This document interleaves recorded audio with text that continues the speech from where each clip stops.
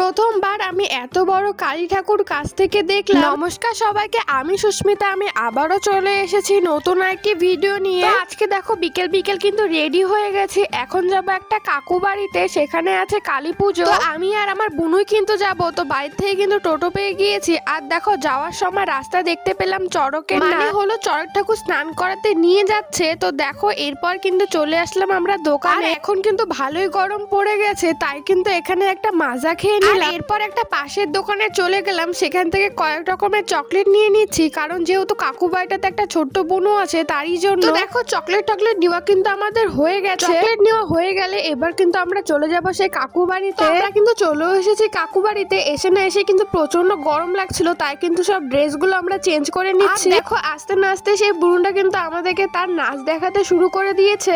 আর দেখো বুনুটা কিন্তু কত সুন্দর করে নাচ করে দেখাচ্ছে আমাদেরকে, আর বলছে যে দিদি আমার ভিডিও করে দাও। তাই দেখো এখানে একটু ভিডিও করে দিলাম। আর সত্যি বুনুটা কিন্তু অনেক সুন্দরই নাচ করে। এরপর বেশ অনেকক্ষণ কিন্তু বসেছিলাম, আমরা গল্প করছিলাম। তারপর কিন্তু সন্ধে লেগে গেছে, তাই কিন্তু দেখো সন্ধেবেলা এখানে খাচ্ছিলাম আমরা চা, তার সাথে বিস্কুট আর হচ্ছে কেক। চা কিন্তু খেয়ে নিয়েছি। এরপর কিন্তু আমরা আবারও রেডি হয়ে গেছি। এখন যাবো আমরা ঠাকুর আনতে। তো আমরা যে ড্রেসগুলো পরে এসেছিলাম সেগুলো কিন্তু আবারও পরে নিয়েছি। আর এখন কিন্তু সবাই মিলে হেঁটে হেঁটেই যাচ্ছি ঠাকুর আনতে। আর আমি কিন্তু প্রথমবার এত বড় কালী ঠাকুর কাছ থেকে দেখলাম। এর আগে কখনোই এত বড় কালী ঠাকুর আমি কাছের থেকে দেখিনি। তার সাথে ছিল বাজনাটা অনেকই সুন্দর।